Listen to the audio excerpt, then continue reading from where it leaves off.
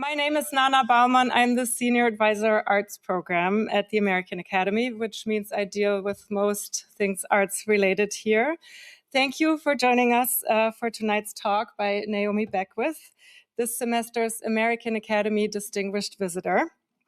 There's been great interest in this event, and we are very happy to welcome such a big crowd here out at Lake Wannsee, especially on the eve of Gallery Weekend. I know you all can't wait to hear from Naomi, so I will be very brief and just say a few words about tonight's speaker.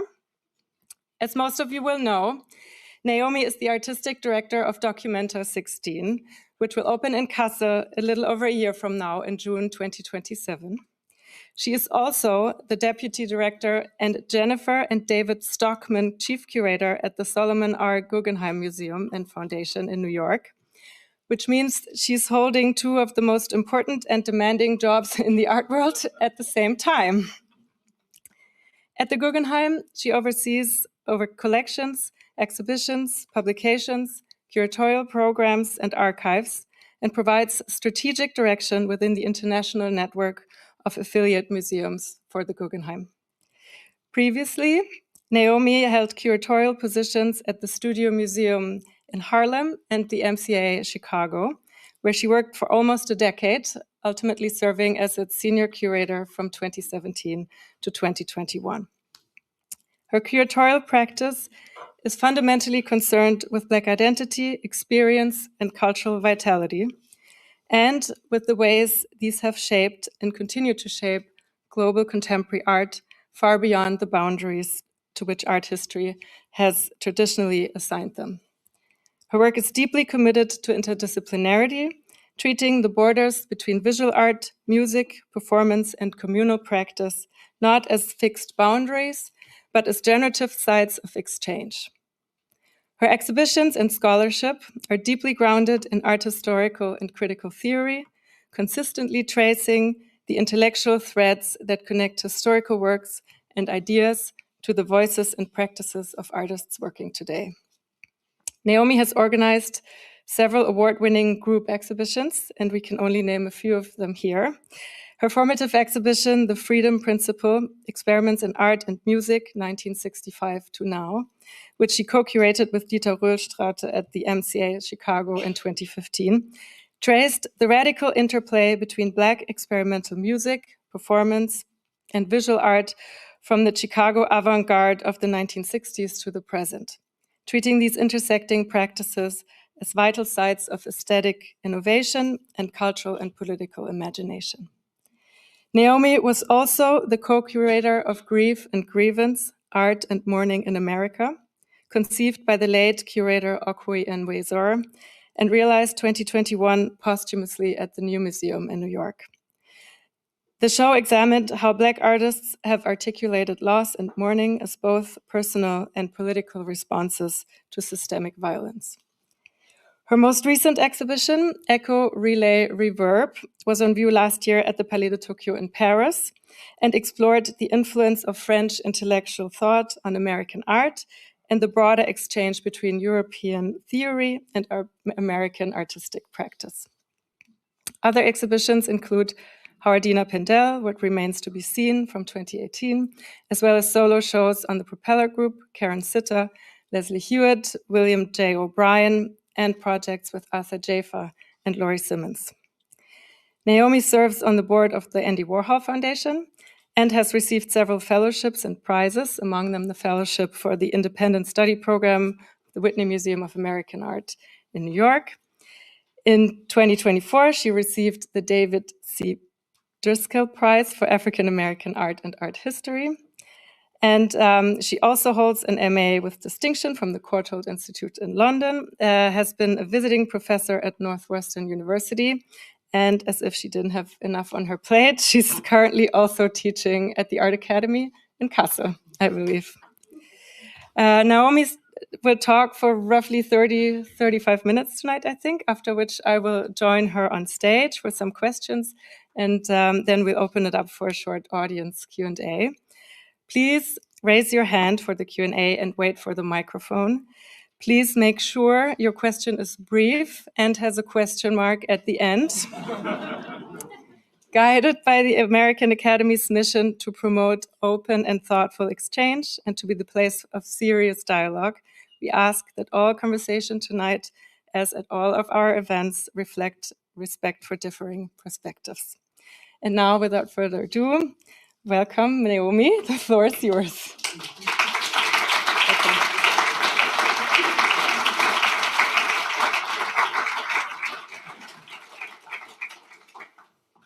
Good evening, everyone. Can everyone hear me clearly?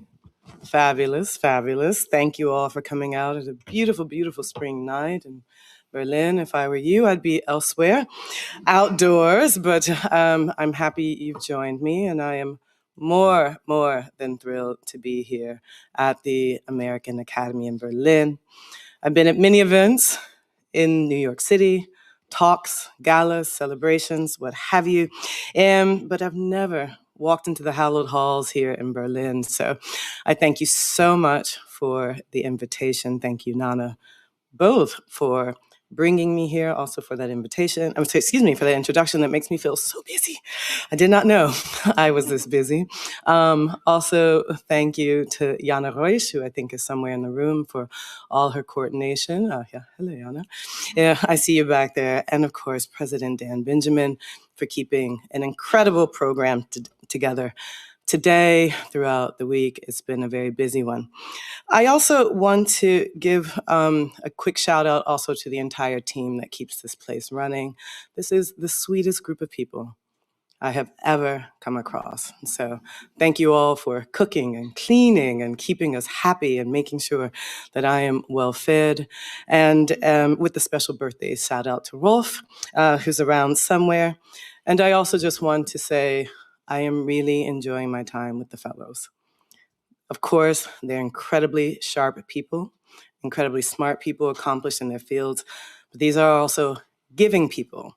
So I want to thank you all for these cute and lovely breakfast conversations that encouraged me to sort of scrap whatever I was thinking about and rewrite my talk today, which is really just a collection of open ideas, but you encouraged me to think out loud.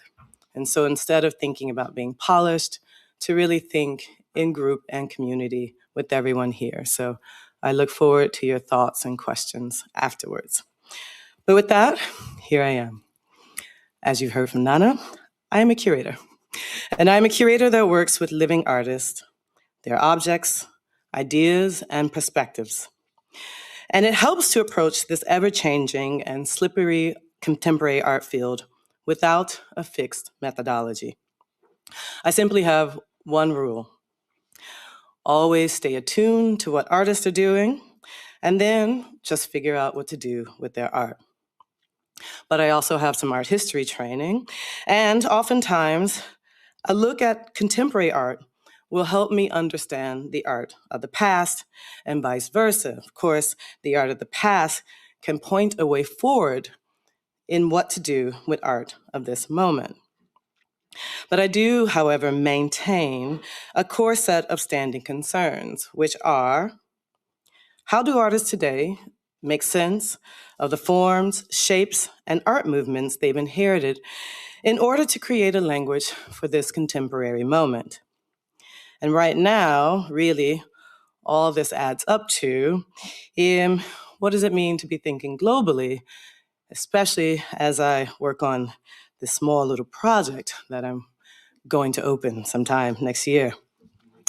I also want to just warn you all, you will not be getting a preview of Documenta 16. Sorry, not sorry. But maybe you will glean a little bit of insight into my singular form of curatorial thinking as I skirt the perspectival limits of our global and planetary imagination. Above all, I would say that my goal is to think through art, not just about it when planning an exhibition. Think through this art. So this evening, I'm going to just talk about two lessons I've learned in thinking through art and that I've been sitting with over the past year. So the first lesson comes from visual art. And I'd like to start with two artworks that were formative for my education and to continue to shape my current practice as I reassess these works over and over again. The first formative work is a photograph, one of a series of 14 taken of a private performance by the artist Adrian Piper called Food for the Spirit. Piper, for those of you may know, is a pioneering artist in the late 60s New York conceptual art movement. And this was a time when the idea for art, for an artwork, became more important than its form or its technical acuity. Piper and other conceptual artists established rules and instructions, such as mathematic formulas or mapping processes, often as the basis for personal performances. So we also see that photography takes on a really core part as an element in documenting work from this period. Basically, what we know of this period really are leftover from these photographs. Some grueling examples of this moment include Tetching Shear's work, often called the time clock work. He always did a series of year-long performances, such as living outside totally for a year, and he only broke that one when he was arrested for vagrancy. Or in this case, he woke up every hour on the hour for 365 days and punched into a worker's time clock machine. There's also Vito Acconci, who was a good friend of Adrian Piper's. And he was not only a stalwart of the conceptual art movements, but he often created these performances that really, I would say, created, let's say, unsavory relationships with strangers. And this is one example where he mapped out a route through New York City and then would sort of tag a person that he would follow uncomfortably until they went into a building. And then from there, he'd find someone else and just follow them and on and on and on. But he's done much worse. I won't give you the worst examples, but there was one where if you came near him, he would just try to beat you up. So there were these sort of interesting performance works that were also about what it means to sort of live in public. And then, of course, there were private performances, and Piper was doing this too, unannounced public performances and private performances.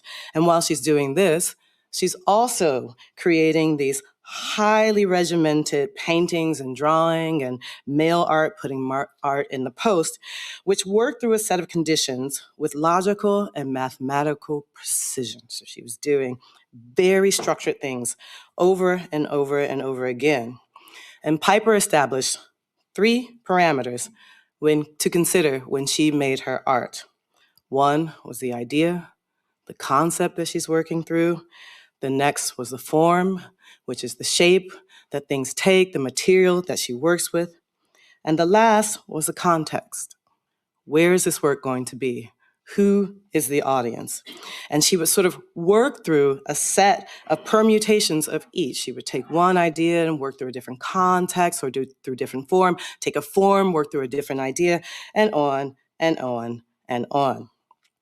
So Piper made Food for the Spirit while studying Immanuel Kant's, that is, Critique of Pure Reason, as she was and is not only a practicing artist, but a practicing philosopher. She is a specialist in Kant with a PhD from Harvard, and she's concerned philosophically with questions of ethics and the structure of the self. But as Piper later wrote, she felt that her own self was dissolving while she was studying Kant's text. And she was also fasting, by the way, as she's doing this reading and studying. She's fasting and undergoing an intense yoga practice, so she really feels herself slipping away, and thus needed to prove from time to time that she was still a physical being. Quote, "Every time the fear of losing myself overtook me and drove me to the reality check of the mirror, I was able to both record my physical appearance objectively and also record myself on tape, repeating the passage in critique that was currently driving me to self-transcendence. The resulting photographs are shadowy and murky, and I should maybe go back and show you that again. They're shadowy and murky, but forensic evidence of Piper's aesthetic commitments, which refuse to separate her aesthetic, intellectual, and spiritual pursuits. They are metaphysical documents and have since become emblematic of early conceptual performance. This is a graphic work by the artist Nelson Stevens, who was a part of a Chicago-based collective called Afrocobra, a group formed in the late 1960s that brought together, bless you, Gesundheit, excuse me. This is a group that formed in the 1960s that brought together artists who wanted to both innovate in artistic forms while simultaneously taking part in the remaking of society. And you can imagine why somebody in the 1960s in the US might want to remake society. As such, their work came in the form of images that allowed Black people to feel beautiful and powerful in a world that denied them both beauty and agency. It was a time of advocacy for social justice and mental liberation as a part of the national Black arts movement nationally and Pan-Africanism internationally. Even the title of this work, which means freedom, is in Swahili, which was sort of an African lingua franca. So you can see these people on the south side of Chicago sort of learning to connect to other Black people internationally. Nelson and his colleagues wanted to create works at this time that exist in what they termed the midpoint of mimesis. That is to say, the artists syncretize Western painting traditions, both abstract and figurative, with African formal conventions and symbolism. But most importantly, this is the visual culture of my childhood. I saw psychedelic, heroic, rainbow-colored, fractalized, ecclesiastic images of Black people and Blackness. And there was no way that I could not understand that Black is beautiful. And of course, as an art historian, my question is, how is it that these two works, the sort of high, dry, mathematic conceptualism and this really vibrant Black nationalist work, how can they sit side by side in my imagination? I mean, some of you may have noticed both of these works are from 1971, but they are worlds apart in terms of techniques, concerns, and even content. And in between this, besides that, the only other thing they have in common is that they're both by African American artists, though a lot of people don't actually understand that Adrian Piper is Black. But around, let's say, the mid-'80s to the early 2000s, it was often to sort of group any artist, any Black artist working in media under the rubric of what was called identity politics. So this was a loose term applied to so-called minority artists, people of color, women, queer artists, whose work ostensibly provided some sort of insight into the condition of their minority status. This moment was a bit of a double-edged sword. So on the one hand, you have this great opening in the art world, this sort of flourishing where you get all these people of color and all these women and queer artists starting to basically participate, as we say now, in their own terms in the art world. But on the other hand, this participation and this kind of inclusion came within a language of restriction. You basically heard the same sort of commentary, the same critique over and over and over again about all these artists. So here's a quote. X, I took out the artist's name, is a conceptual artist whose work explores race, language, desire, sexuality, and identity, end quote. This line, versions of which I still read to this very day, says much about the artist's concerns, at least the way the critic understands them, but nothing about how their art works. Racialized and gendered artists were asked, and I would argue still are being asked, to do the labor of presenting and educating a broader, presumably white audience about the condition of their minority experiences. So when I consider these categorically different works again, side by side, I must think about a different framework altogether besides race and think really about the politics of the moment in which they were created. But above all, the aesthetics that they were operating under. In both cases, I ask, who is the audience for this work? And how does that imagination of the audience affect its form? As it happens, neither of these artists are actually talking to a museum-going audience. Piper is literally talking to herself in this private performance. And Nelson is speaking to his immediate community on the south side of Chicago. Piper writes in 1970, quote, "Art context per se, galleries, museums, performance situations are becoming increasingly unworkable for me. They are being overwhelmed and infiltrated by bits and pieces of other disintegrating structures, political, social, psychological, economic." Piper's complaint here is less about the fact that the social and political structures have come into the art context, but more that these art contexts continue to labor under what Piper calls the comfortable illusion of their presumed purity. So Piper goes out of this system, goes into her private realm to create her own systems and rules, which she perceives to place her performing body in direct relationship with her own intellectual drives and wishes and her social context without any mediation from the art sphere.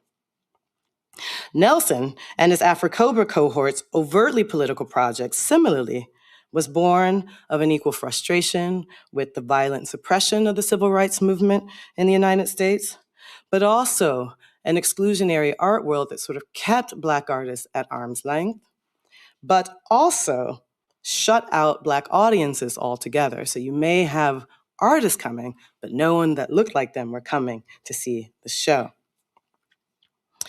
As the group, Afrocobra's group manifesto, which was written by one of the founding members, Jeff Donaldson, who was the first Black PhD at art history at Northwestern University, where I went, he stated, quote, "We are a family, the whole family of African people, the African family tree. Our people are our standard of excellence. We strive for images inspired by African people, experience and images that African people can relate to directly without formal training and or experience. Art for people and not for critics whose peopleness is questionable." Afrocobra then too sought to create art that connected to their community without mediations. Nelson, like Piper, are thinking about this direct relationship to the creative experience. Both Piper and the collective are, in a sense, concerned with similar questions of context and how that impinges on the ability of a person to come into their full human potential. And therein lies their aesthetic politics, a politics of immediacy, which is the vehicle for their messages and their explorations. So as a curator, I can then hold on to these disparate practices together, given their drive toward direct messaging, I guess we could call it today. And it helps me reimagine how Black artists, no matter what their media, sort of understood their world and how their art should function in it. I don't have to draw easy, hasty parallels, such as thinking about the artist's race, between these works to make that connection. My curatorial process foregrounds actually the differences that are inherent in these works and doesn't flatten those differences, but understanding those differences still brings these works into closer proximity.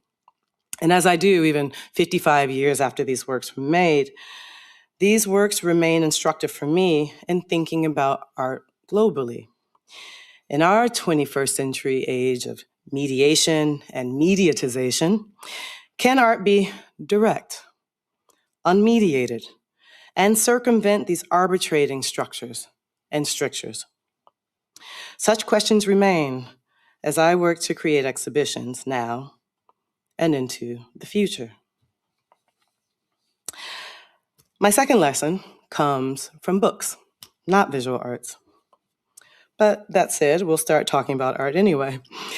In school, I was very much steeped in the forms of the New York avant-garde. I very much studied, actually did my thesis on Adrian Piper's work, even though at that time Adrian Piper wasn't sort of canonized in the realm of conceptual art practice. She's very much in that realm now.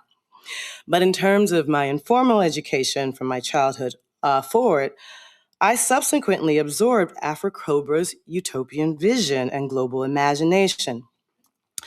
I always had the sense that I was part of a worldwide family, that my vocational responsibilities could and should be to people very far away from me geographically, but close in a spirit of diasporic kinship. These were the days of my nascent global awareness, from inside the African American diaspora and then out toward the entire world. But I've also learned something while here in Germany. I've come to appreciate that this version of diasporic awareness centers the Black cultural production in the United States. Its artists, its forms, its imagination and meaning of Africa. All of this is coming from Black American diasporic culture. And that kind of imagination is based on a history of enslavement or internal migration from South to North. And it often frequently glosses over the particular histories and the cultural histories, I should say, and community formation for Black people elsewhere. For instance, like places here in Germany. And here, the Black community, the Afro-Deutsch community, is born of colonization, occupation, minimization, like shrunken over and over again or released, and migration. Here I'm showing you an image of the groundbreaking anthology Farbe Bekennen, known in English as Showing Our Color.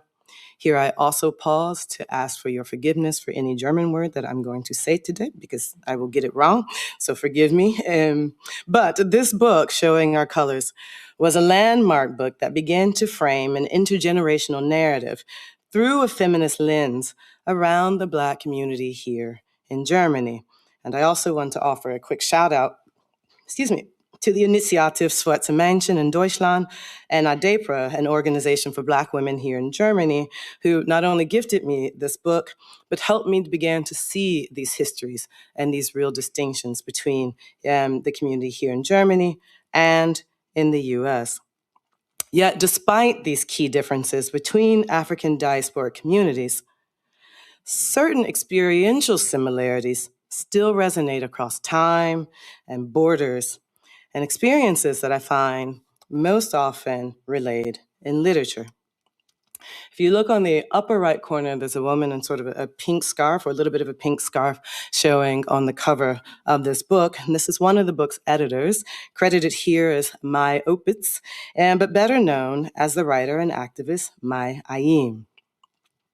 Ayim's poetry gave specific and defiant language to the identity of being Black and German when political rhetoric in this country would not allow discussions of non-white races within the national polity. And by the way, if you do not know Maya Ayim's work, then I highly, highly recommend you have a look at the video of a talk that happened right here by Tiffany Florville, who's working on a biography of her work and did a beautiful reading, not only of her life, but her research and her text. Ayim, in her 1995 book of poetry and prose, Blues in Schwarz-Weiß, or Blues in Black and White, articulates what it means to be Black in public, experiencing implicit and overt violence both before and after the fall of the Berlin Wall. And here's a quote.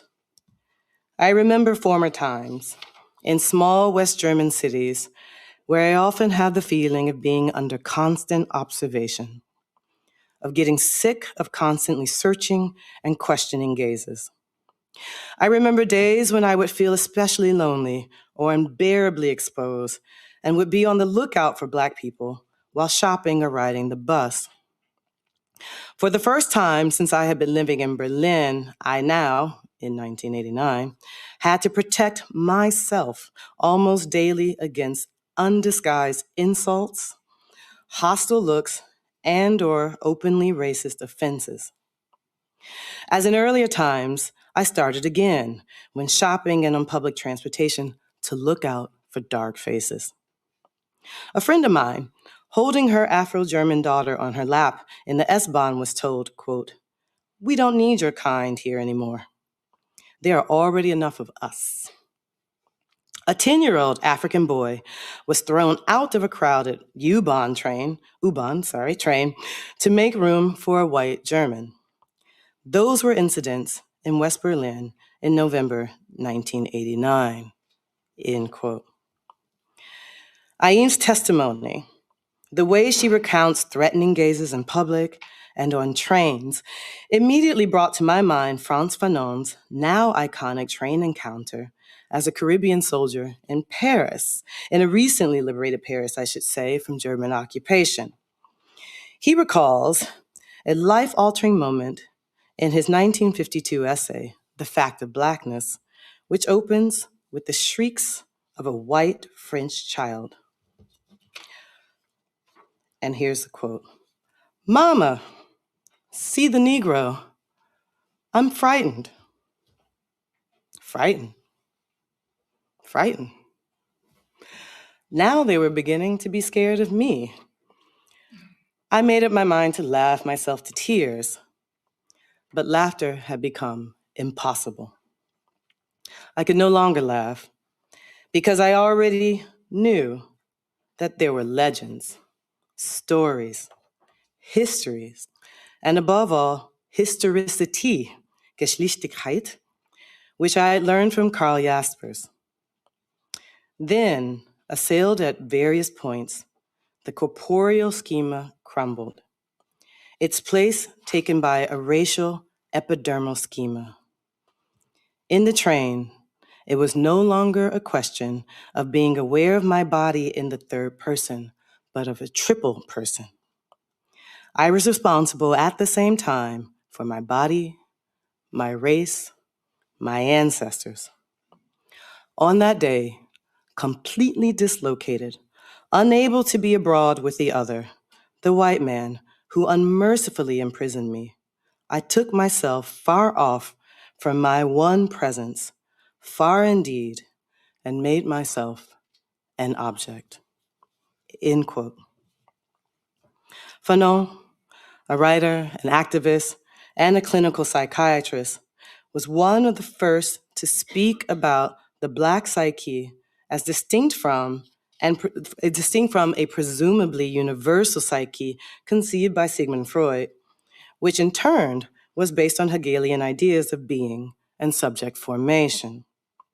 In Black Skin, White Mask, where The Fact of Blackness was published, Fanon psychoanalyzes the Black subject who lives in any place dominated by white European values, poetically mapping the psychic violence, the primal scene that shapes a sense of selfhood under what he called in his quote, a racial epidermal schema. Does that mean then that all Black people share the same spirit, some sense of Africanity in this diaspora? Not at all. So Fanon's position is that there are systems, experiences, and internalized racism that unite Black people within a European or Western context. Quote again, "I came into the world with the will to find a meaning in things. My spirit filled with the desire to attain to the source of the world. And then I found that I was an object in the midst of other objects." This societal relegation to objecthood is what connects Black subjects across the modern globe. It is the context rather than a kinship link through Africa.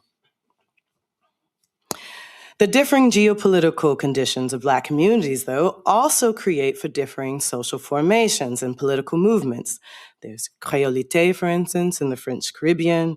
There were anti-colonial wars on the African continent. There's the Black Power movement in the United States. And each had its poetics and each had its arts. Negritude was a shared project between the Francophone Caribbean and West African nations. The Zaria School and the Mbari Club sought to reconcile pre-colonial Nigerian forms with the techniques that had come in from European modernism under colonialism, while Pan-Africanism in the US sought to heal a broken Black American psyche.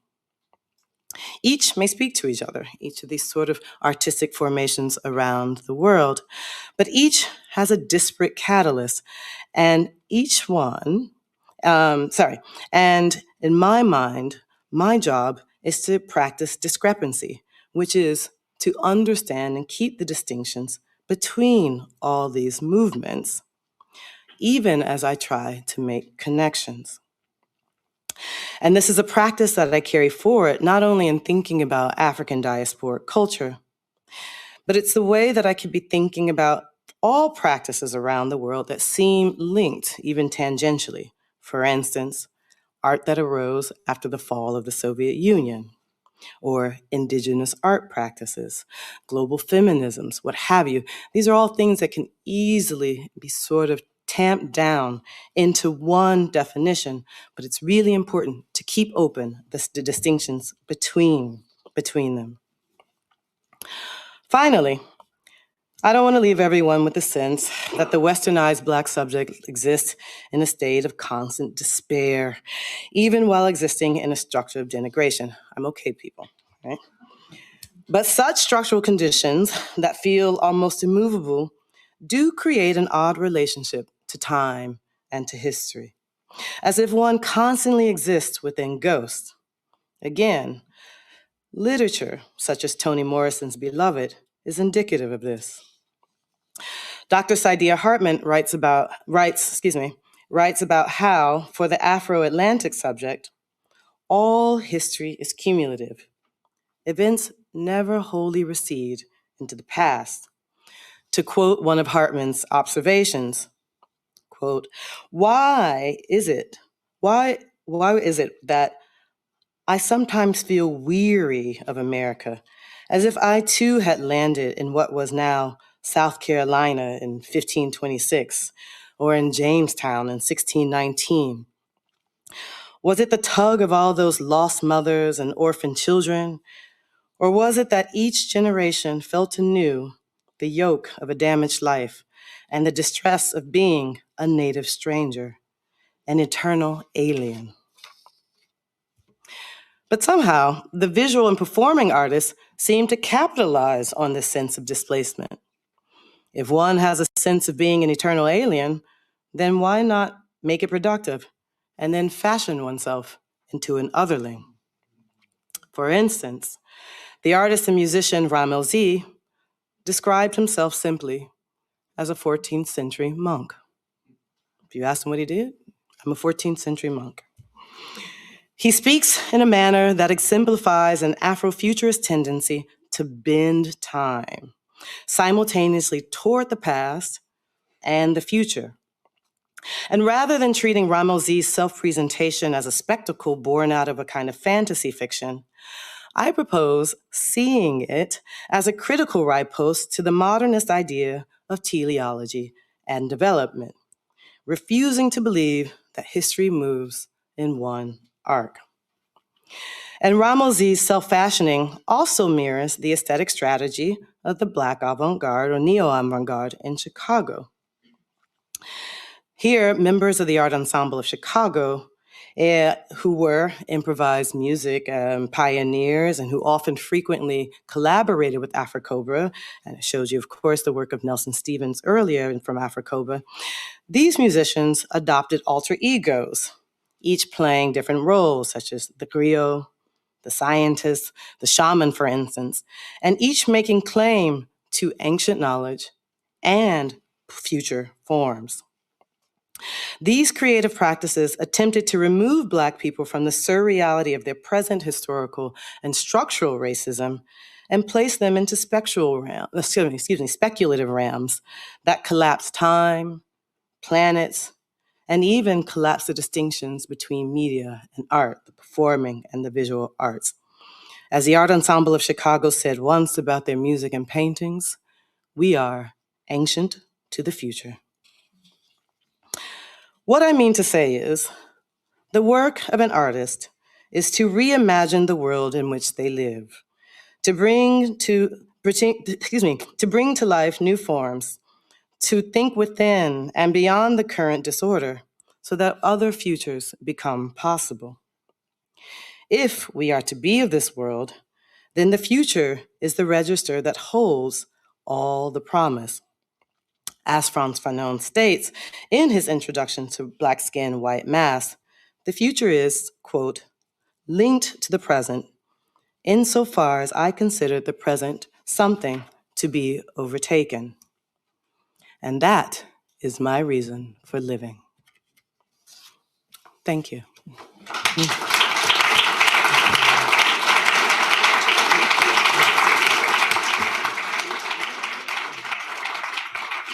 Sorry, there's one more.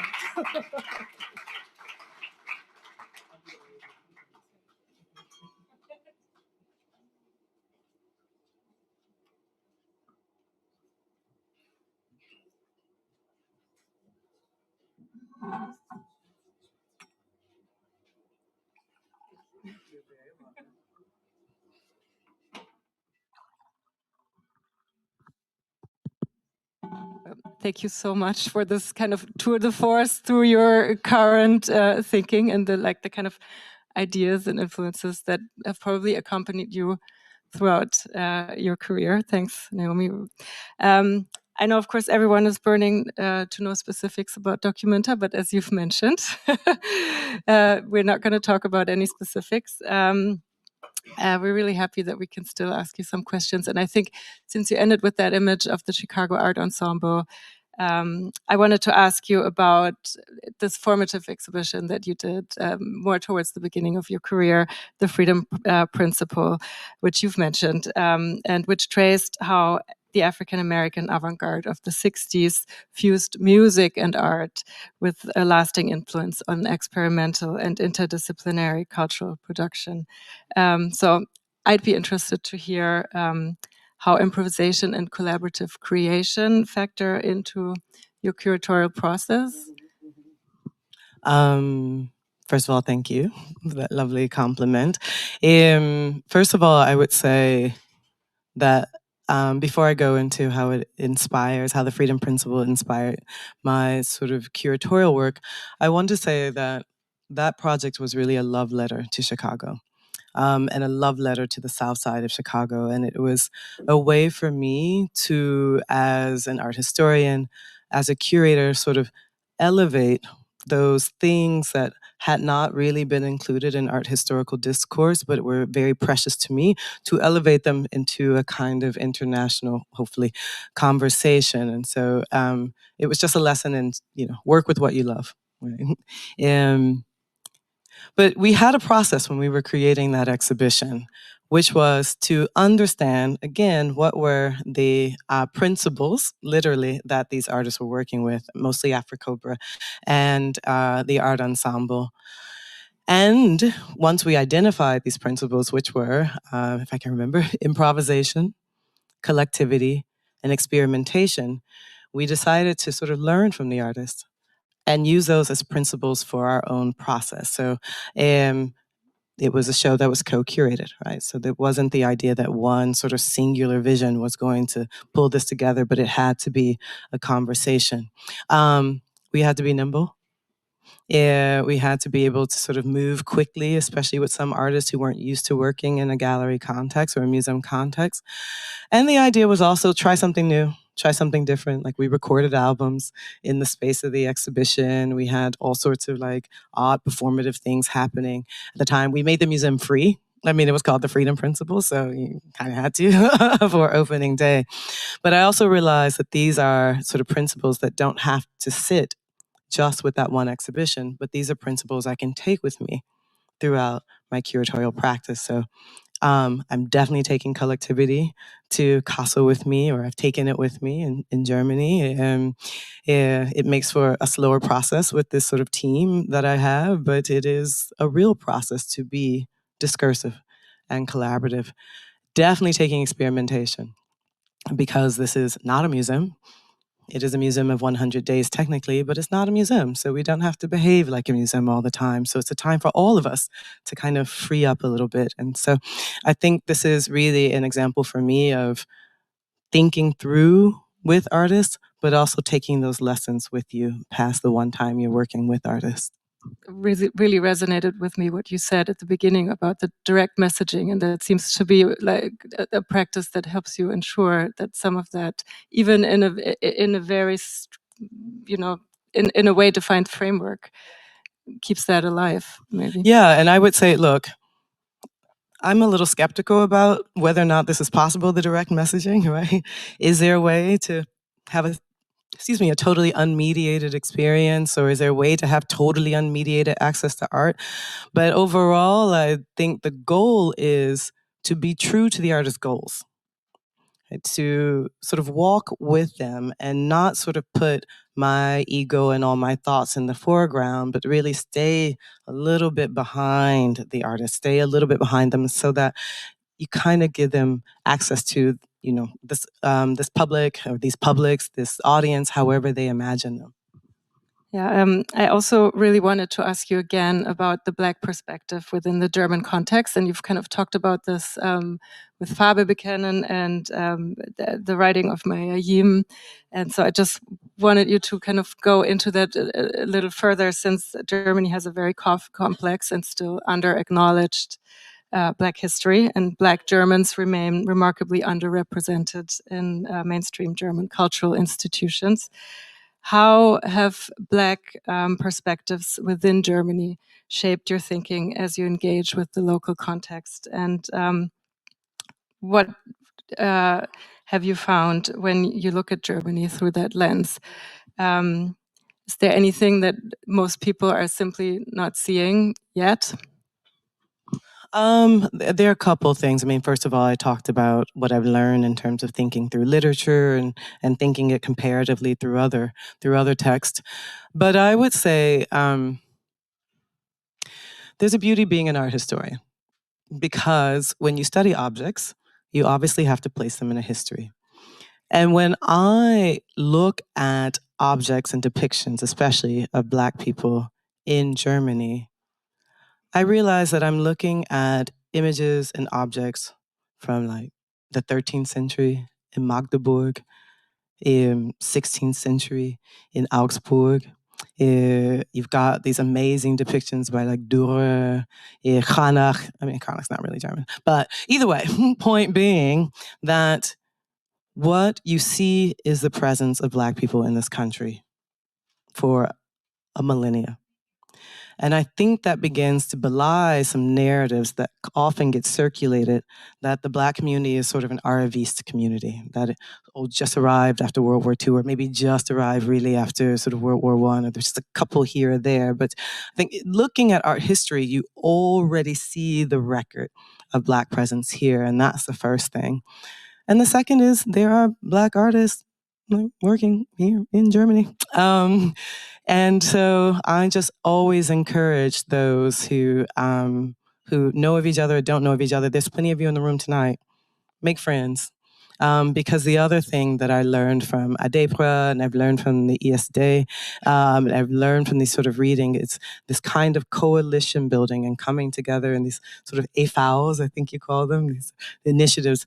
This is what really begins to propel people's sort of not just career, but ideas, right, and presence. And that's what leaves a mark. I kind of want to jump to Kassel. You've been living in Kassel for almost a year now, and you've been traveling the globe from there. And I think you've even circled the globe quite recently, just now. Kassel is famously in the middle of nowhere, and Kassel is in the middle of Germany. Okay, not the middle of nowhere, smack in the middle of the country. But there's no major airport, so let's start with the obvious. How is Deutsche Bahn treating you? Is it as bad as everybody says? Okay, so it's true, you're right. So to get in and out of Germany, I have to go from Kassel to Frankfurt on Deutsche Bahn, about an hour and a half trip, some days. And often not. And I go into the States and I tell people, okay, German trains, they're not doing so well. And everyone looks at me like incredulous, like, well, how not? Like, it's Germany, right? It's so efficient, right? And I have to remind them that that's just really good marketing. I have developed this sort of coping mechanism, this sort of mantra that I bring up every time something happens with the trains. And that is, Danke, Deutsche Bahn.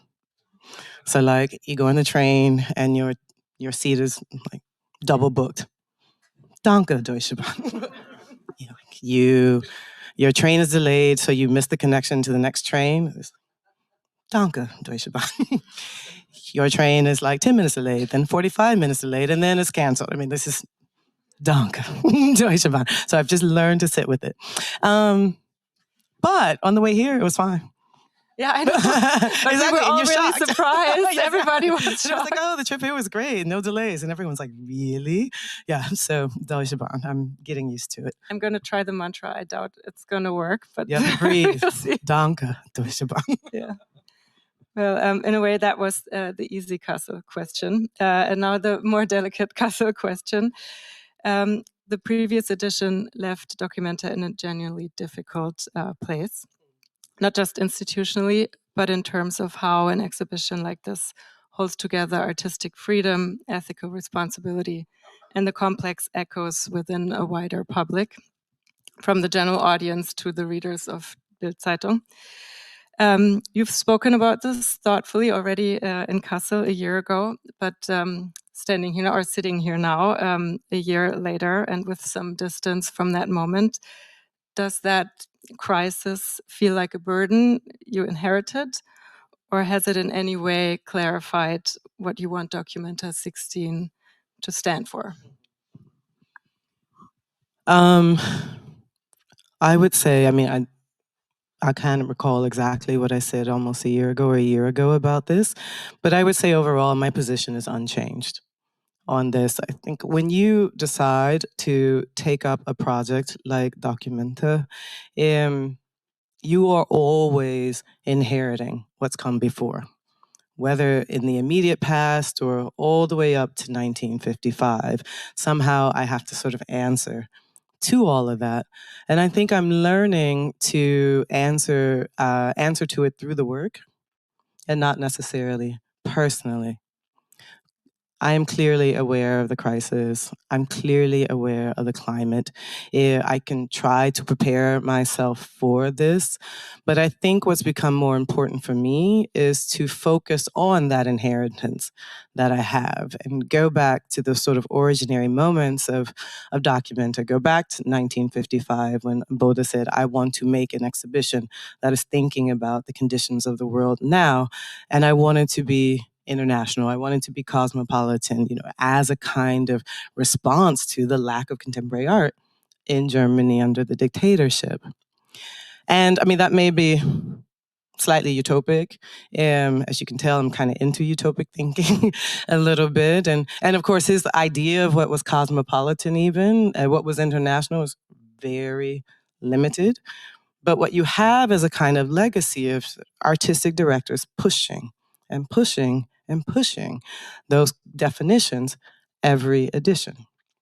And I think that I still appreciate, despite the crisis, even the last edition's attempt to really kind of wedge open these questions of what we hold as art practice and who we allow to participate even as part of art practice. And I also think that artists want a place to also show and work and sort of answer to those questions of what it means to be in the world now, what it means to be cosmopolitan now. And so my job is to hold a kind of wedge open in this cultural sphere for these artists. And I'm just going to remain committed to that. Beautiful. Talking about the legacy of Documenta, and we kind of have to, really want to talk about Okwe and Wezor as well. His Documenta 11 is widely seen as a turning point, the moment the exhibition truly opened itself to, or beyond just the Western art canon. You co-curated Grief and Grievance, the exhibition he conceived before his death. And there's clearly an intellectual kinship between the two of you. So I just was wondering if you wanted to share some memories of working with him or how you think about his legacy. I mean, first of all, I think kinship is a very kind word. It's more like a daughter-father relationship, not in terms of age, but really, the man was such a giant in terms of intellectual thinking about not only what it means to, as you rightly say, sort of open up the contemporary art sphere to the globe, but to do the work that I'm kind of advocating for today, to then pay attention to those very specific aesthetics that happen in different parts of the globe. You cannot have one story about modern art or one story about contemporary art. You have to have many stories, and those stories can sit side by side.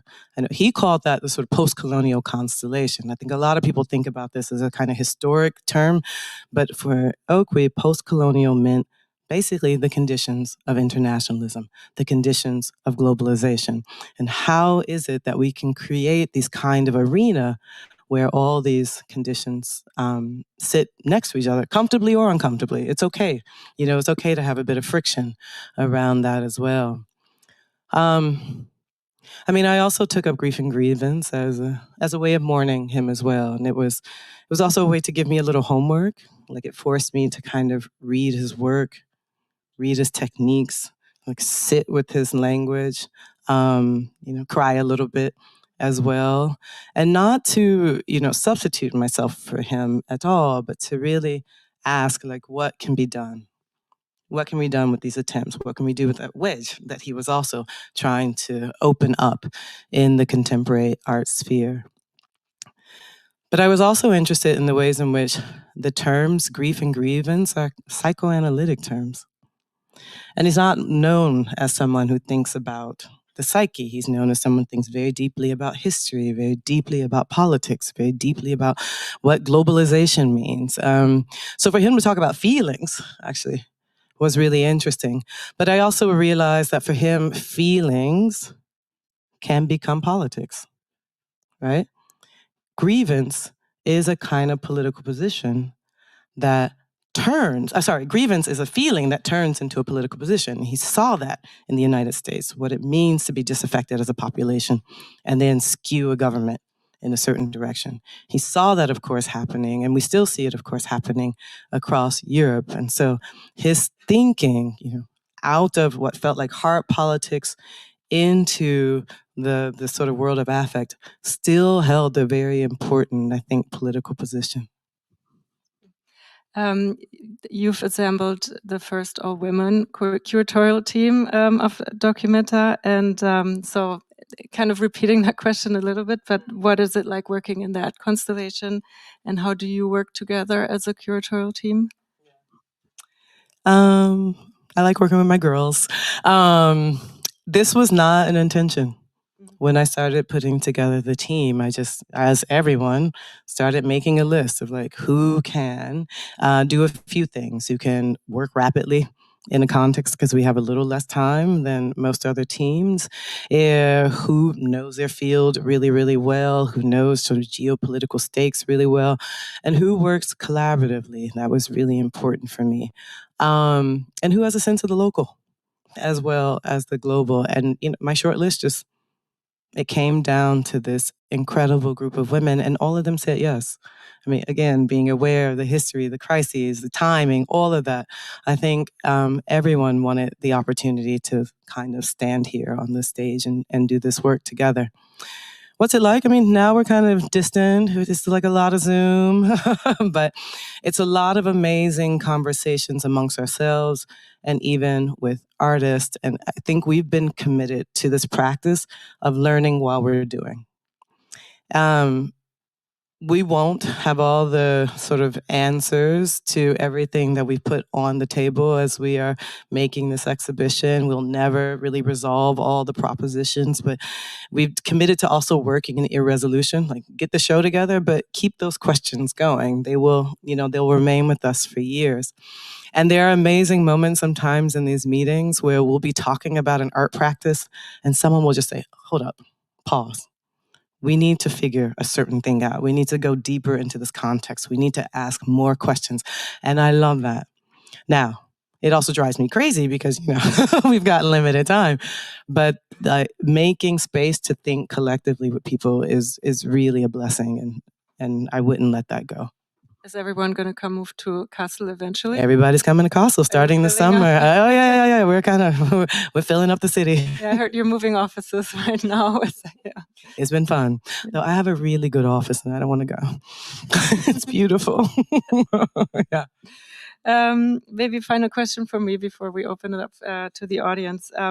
You've been working in one of the most iconic architectural museums of the world. And so I just wanted to ask you about your the relationship of art and architecture, in your opinion. And is it something you particularly consider when presenting artworks, even in, looking at documenta? And did Wright's famous spiral somehow influence your curatorial thinking in any way? Oh, that's an interesting question about whether or not the spiral influences me now. I don't think it influences me directly, but I will say the Frank Lloyd Wright building for the Guggenheim Museum is one of the most marvelous buildings in the world. And if you haven't been, just go. I mean, it never gets old walking into this space. It's the only museum in the round. It's the only spiral. It has a giant skylight. It's one of the few places where you get the sort of bathing of natural light and where there's a real relationship between nature and the architecture itself. And maybe that seeped in a little bit in my thinking that you always should be aware of the outside world wherever you're working. What's seeping in politically, physically, like naturally, what have you. I've learned a lot working in that building. It is not the easiest. It is from 1959. Art was a different scale in 1959. And not only does it mean that it's not made for this giant contemporary work that's kind of being produced now, but most people don't realize that the walls are actually concave. So they're not straight. They actually bow out. And Wright created what we like to call the skirt. So there are these kind of moments where the floor just rises up to the wall. So the floor is not flat either. It kind of goes up. So a wall that you think is, let's say, 10 feet, 3 meters in this context is half that size. So it was all made for postage cards, basically. But that means I have a great team of engineers, architects, production specialists who figure out how to make it work, right? Build a wall, build a buttress. My last show there was the Rashid Johnson exhibition, and Rashid has works that are like 500 pounds. I don't know what that means in grams, but it's heavy, really heavy. So we had to pull in like I-beams to support this work. So when I say we're hanging a show, it's not nails, in the wall. It is engineers and real kind of builders coming in to put this together, which is the great lesson. And that is make sure you have a very, very good team. But wherever you are, don't fight the building, right? You cannot transform a building like this. Just go with it. It's musical in and of itself. It's beautiful. Just complement it with the art. And the resistance of the building can make you more creative. Are you seeking out any particular architectural circumstances for documenta, or is this a secondary concern? No, it's a primary concern, but I'm not. That's a sneaky question, and I'm not going to give insight into that. But I will say, very much so, let's say the old standards will be there as well as we move about the city. Thanks so much, Naomi. I think we have time for maybe 1 or 2 questions. So as I mentioned initially, please make sure your question is indeed a question, raise your hand and we're going to send a microphone to you. Maybe Sabrina.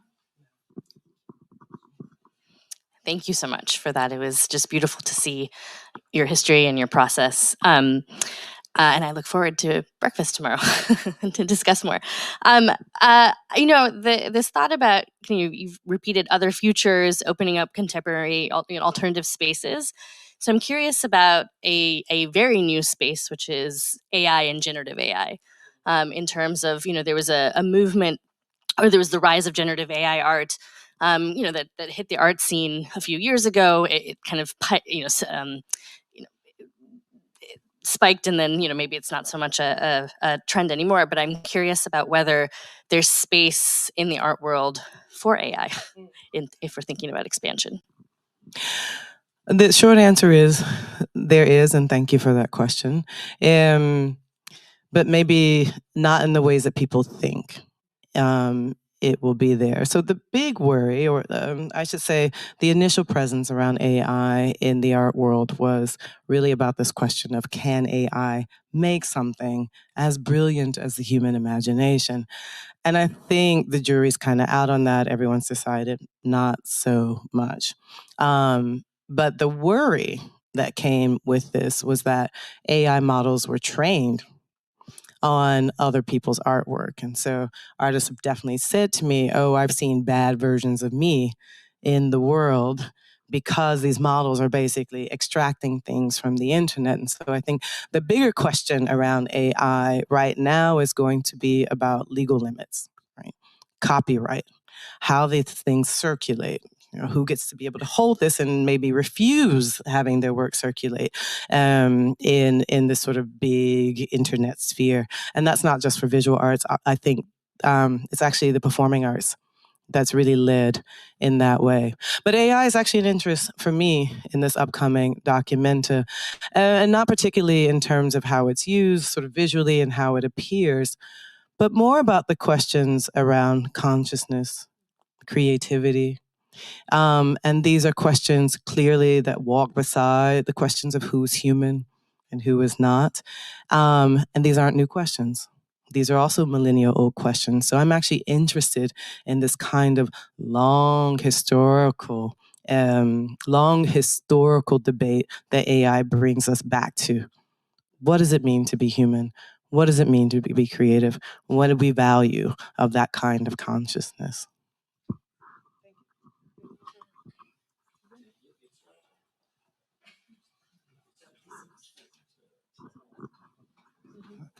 Thank you very much, Naomi. You talked about the importance of history in your thinking about the exhibition. And I was wondering about dates, because we go into galleries and we fetishize dates in some way.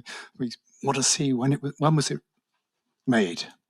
And there were dates on the pictures that you showed us, and they create a kind of distance. And they invite us to read the grammar of the art in relation to that distance. It's a kind of aura there. How does that work at Documenta? What is the date range, and how do you work with dates? And if they're very recent dates, do you need months as well? So you need years is the short answer to the last question. Dates. So this is an interesting kind of observation. What kind of aura does history hold? And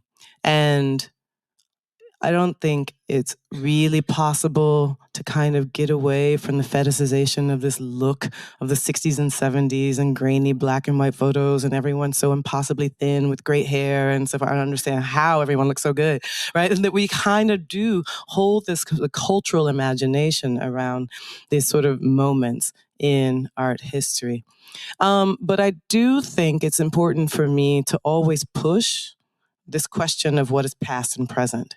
And how do you bring the past into the present? And so the kind of points I made today about Adrienne Piper's work, her real insistence on this kind of direct access to herself or to her audience, this is something I just figured out yesterday. So something made in 1971 can keep revealing itself over and over and over again. And in that moment of revelation, for lack of a better word, I think the aura begins to dissipate. And if I have any goal as a curator, as an art historian, is to sort of have people really sit with objects so that that historic distance doesn't totally disappear, but that becomes less significant than what it's trying to tell us again and again and again.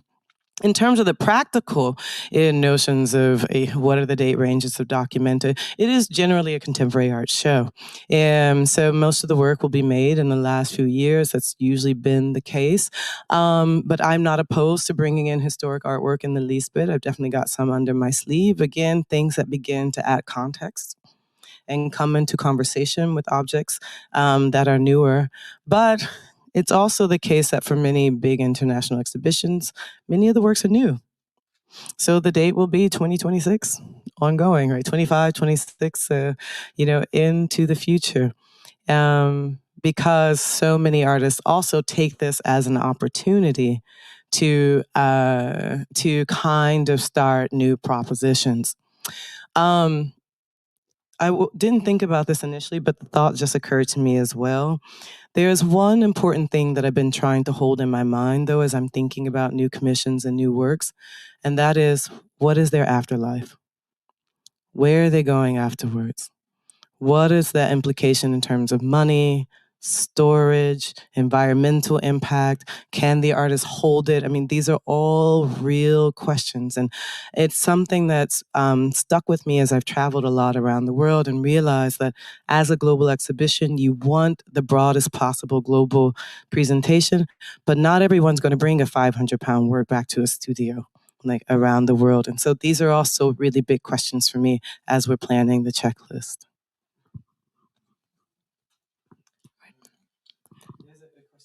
Yes, there's one question in the back. Hello, I'm Renata Stich, and I'm really thrilled that you are picking up this topic, Black in Germany, because I grew up in Western Germany and the US Army was a crucial part of it. And it was mostly kind of disconnected from the culture. And this is a pity. It was always linked to swing and jazz, but not to the visual arts. And if you could really bring that out, that would be incredibly important, I think. Especially Kassel also had armies, Wiesbaden, collection point where the army interfered and so on. It's really great. So thank you for that, Renata. We'll see. Again, I'm not giving anything away, but I will say one of my initial interests in Germany was exactly Wiesbaden. Right? Looking at the Fluxus movement, looking at the ways in which all sorts of musical traditions, all sorts of pop cultural traditions were brought into Germany through obviously these army bases, but that then kind of incubated an incredible flourishing of experimental art. Darmstadt, another spot. I mean, these are all things that have sat deep, deep, deep in my imagination for years and actually made me aware of exactly that global phenomenon that these army bases around the world sparked a lot of careers. A lot of work, a lot of musical things. You see this wherever. I mean, I even said this to my team once, look for the places where the US Army had bases and you'll probably find really interesting music traditions. All right. Afterward, there's a reason why K-pop is here in the world. Brian Eno credits his entire career to music that he got off army bases in the UK. So thank you for that observation. Well, thank you so much, Naomi, for this inspiring talk, this wonderful evening, and your delightful presence at the American Academy. Thank you. The pleasure was all mine. Thank you.